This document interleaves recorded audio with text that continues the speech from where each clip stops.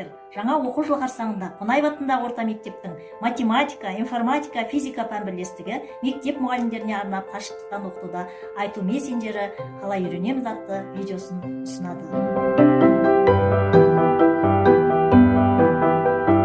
Оның мақсаты қашықтықтан оқытуды ұйымдастыруда мұғалімдерге әдістемелік көмек көрсету. Біздің мақсатымыз WhatsApp желісіменен айту мессенджерінің айырмашылығы мен ұқсастығы және кемшілігі мен жетістіктеріне тоқтала кетпекшіміз.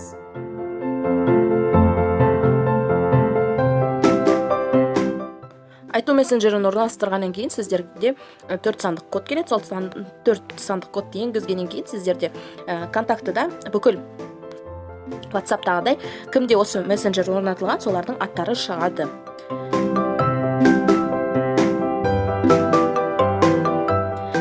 Келесі WhatsApp пен айтуды салыстыратын болсақ, бұл жерде де біз группалар құра аламыз, және бұл жердің ерекшелігі, бұл жерде тағы канал құруға болады. Группада WhatsApp мессенджерінде 240 адам ғана бір группада болу мүмкіндігі болса, ал бұл жерде 300 адамға дейін бір группада отыра алады. Және де бұл жердің тағы бір ерекшелігі канал құру мүмкіндігі бар.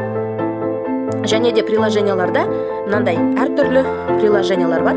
Бұл жерде өздеріңіз қарап көргенде әртүрлі сіздер өздеріңізге қажеттеріңізге бұл приложениялармен де жұмыс істеуге мүмкіндік бар. Және де кез келген контактқа сіздер аудио жіберіп, кәдімгідей WhatsApp-тағыдай звондап, видео жіберсеңіздер болады. Және каналдың ссылкаларымен бөлісуге болады, бүкіл мәліметтермен бөлісуге мүмкіндік бар.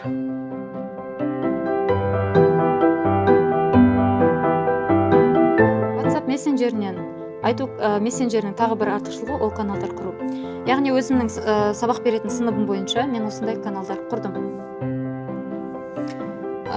5-ші сыныпқа сабақ беретін болғандықтан 5-ші сынып бойынша мен арнайы канал құрдым.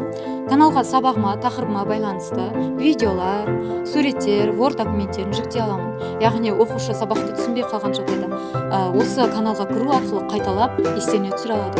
Және үй тапсырмаларында осы канал бойынша көрсетсек болады. Бұл каналға оқушыларға сілтеме жіберу арқылы олар осы каналға тіркеле алады.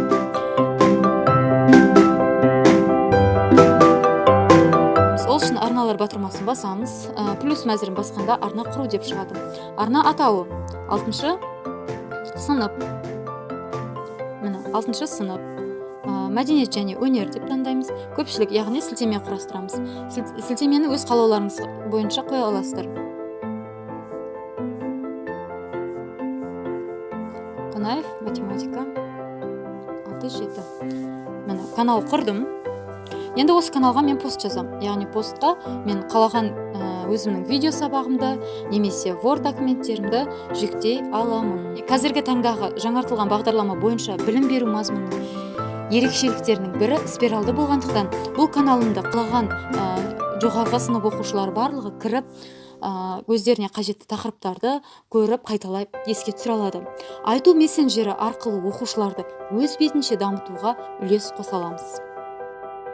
Сонымен қатар мұғалімдерге оқушылар мен олардың ата-аналарына арнап қашықтықтан оқыту мәселелері бойынша автоматтандырылған сервистер, боттар әзірленуде.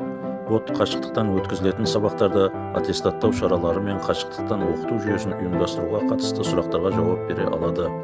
Ең бастысы қашықтықтан оқытуды дұрыс жағынан пайдаланып, қиындыққа мойымай бір жағадан бас, бір жеңнен қол шығарып, бірге әрекет жасасақ, бағындырар биігіміз бен алынбайтын қамалымыз болмасына ешкім күмән келтіре алмас.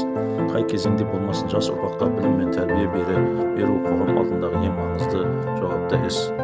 Сын сағатта ұйым болып бірлескен жағдайда қашықтықтан оқытуды нәтижелі абыроймен